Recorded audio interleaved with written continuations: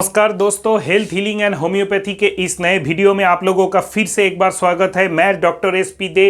जितने भी NEET aspirants हैं, उनके पेरेंट्स हैं, उनके फ्रेंड्स हैं, ये वीडियो देख रहा है, उन लोगों के लिए कुछ नीट 2020 के काउंसलिंग के क्रिटिकल पॉइंट्स मैं एक्सप्लेन आज करने का कोशिश करूंगा। और ये क्रिटिकल पॉइंट्स आप लोगों में से ही बहुत सारे क्वेश्चंस मेरे पास आए हैं, उसी से मैंने फाइंड आउट किया है। एकदम ही प्रैक्टिकल क्वेश्चन है। जो भी आयुष 2020 का ऑल इंडिया कोटा या स्टेट कोटा में पार्टिसिपेट करेगा, हर किसी को फेस करना पड़ सकता है ये क्रिटिकल पॉइंट्स।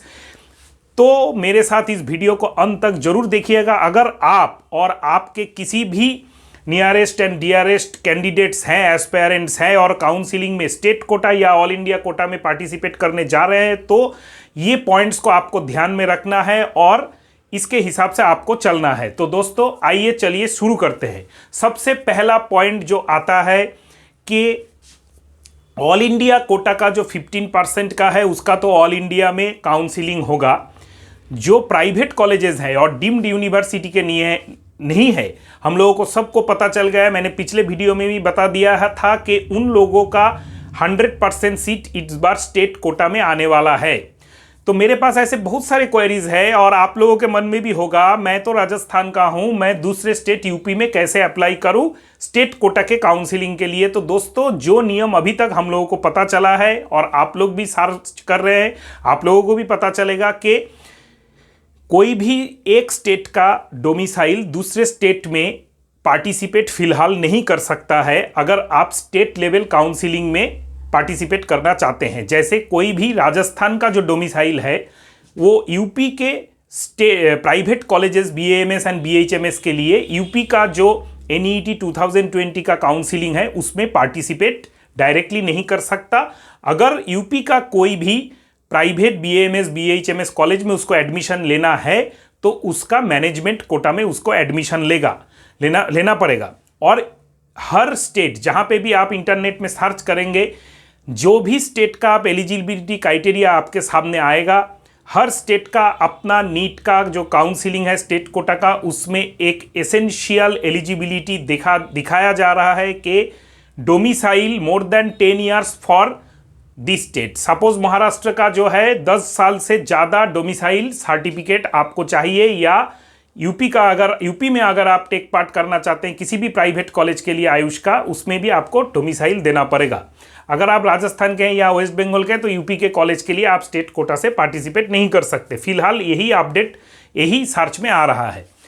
तो कैसे ये चलेगा कि एक स्टेट का जो बच्चा है जिसको नीट में उतना ज़्यादा मार्क्स नहीं आया लेकिन क्वालिफाई किया है, वो अपने स्टेट में तो उसको गवर्नमेंट कॉलेज मिलेगा नहीं, प्राइवेट कॉलेज में उसको ज़्यादा फीस लग रहा है, तो उससे कम फीस में कोई भी दूसरा स्टेट का आयुष कोर्स वो ज्वाइन करना चाहता है तो वो क्या करे। यहाँ पे एक कॉन्सेप्ट आता है जो मैंने पिछले भी बहुत सारे वीडियोस में बताए थे कि एक नंबर 1 चांस आपका आ सकता है।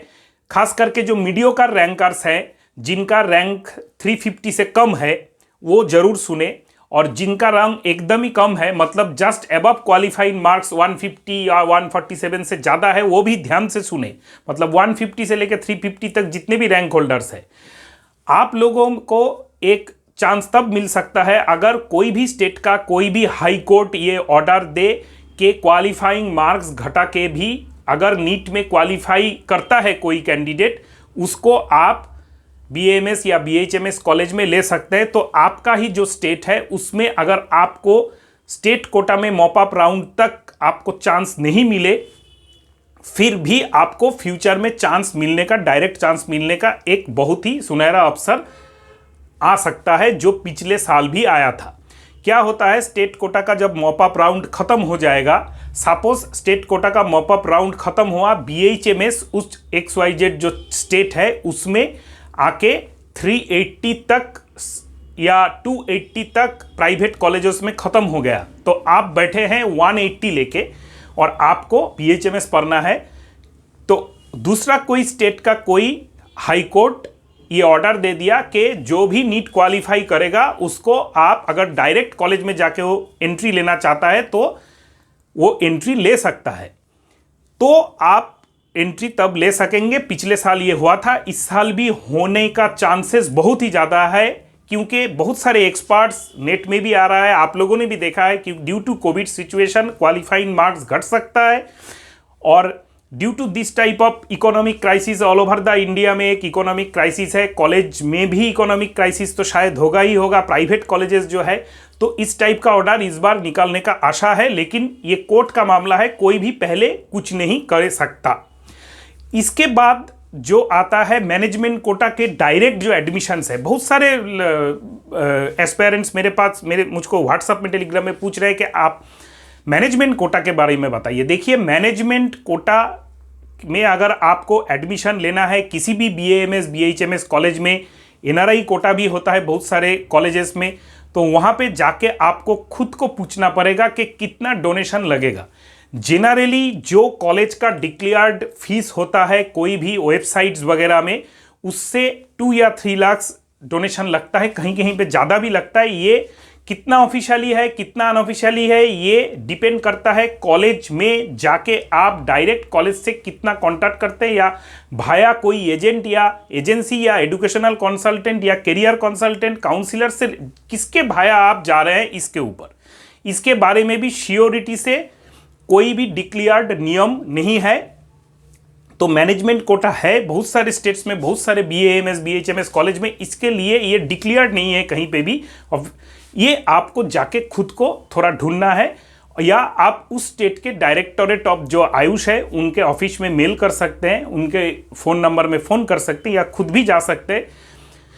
ये एक पॉइंट है। दूसरा एक कॉन्सेप्ट, बहुत सारे क्वेश्चंस मेरे पास आ रहे हैं कि पेड सीट फ्री सीट क्या है, कैसे इसको समझे। देखिए, पेड सीट बहुत जगह पे मैनेजमेंट कोटा को बोला गया है। मैनेजमेंट कोटा अगर है तो उसको पेड सीट कभी कभी बोला जाता है, और फ्री सीट मतलब पूरा फ्री नहीं। कोई भी प्राइवेट कॉलेज में कोई भी सीट पूरा फ्री नहीं होता है। जो फिक्स्ड डिक्लेयर जो फीस होता है उसको कभी फ्री सीट बोला जाता है। तो बहुत सारे ऐसे स्टूडेंट हैं जिन्होंने नीट क्वालिफाई नहीं किया है, और वो लोग बहुत मुझको भी बोल रहे हैं, बार बार बोल रहे हैं, बहुत सारी जगह पे शायद वो लोग बोल रहे हैं कि हम लोगों का क्या होगा, हम लोग क्या करें।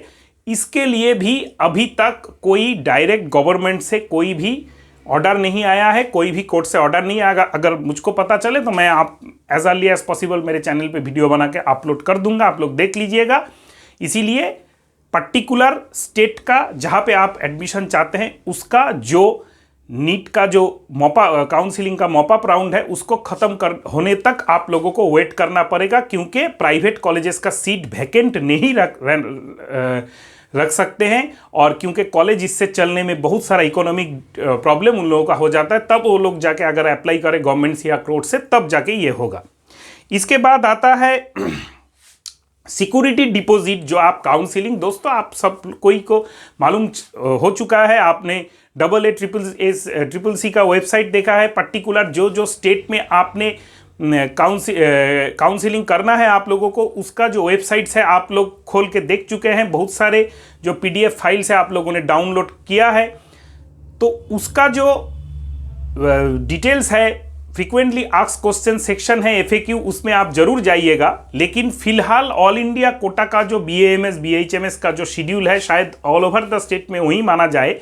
जो फर्स्ट राउंड है ऑल इंडिया कोटा का, government 15% seats and deemed university के लिए, अगर उसमें आप रजिस्ट्रेशन करते हैं तो रजिस्ट्रेशन करने के टाइम पे आपको देना पड़ेगा, लास्ट ईयर का जो अपडेट आया था, इस साल का अभी तक आया नहीं, 10,000 एंड गवर्नमेंट इंस्टीट्यूट के लिए और डीम्ड यूनिवर्सिटी के लिए देना पड़ेगा 50,000 50,000।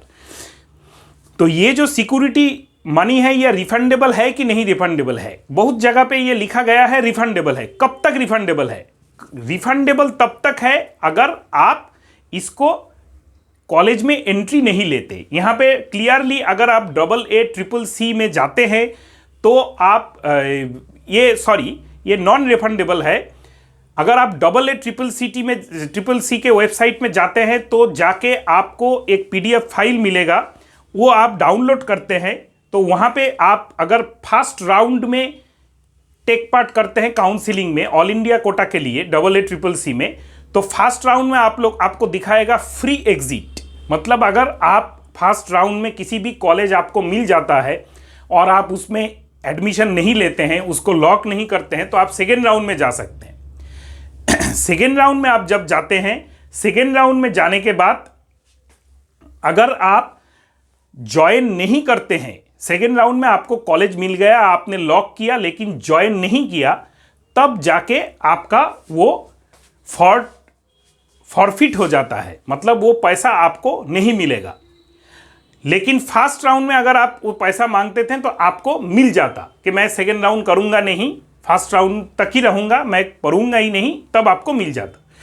इसके बाद आता है in eligible for further counselling. आप काउंसिलिंग नहीं कर सकते, तो फर्स्ट राउंड और सेकेंड राउंड जो आप हो गया, इसके बाद आता है जो आपने ज्वाइन कर लिया सेकेंड राउंड में, जब आपका सेकेंड राउंड काउंसिलिंग चल रहा है, आप को कॉलेज मिल के चुका है, आपने लॉक कर दिया है, लॉक करने के बाद आपने उस कॉलेज में ज्वाइन कर चुका है, तो आपको कुछ भी आप वहां से रिटर्न बैक करके नहीं आ सकते।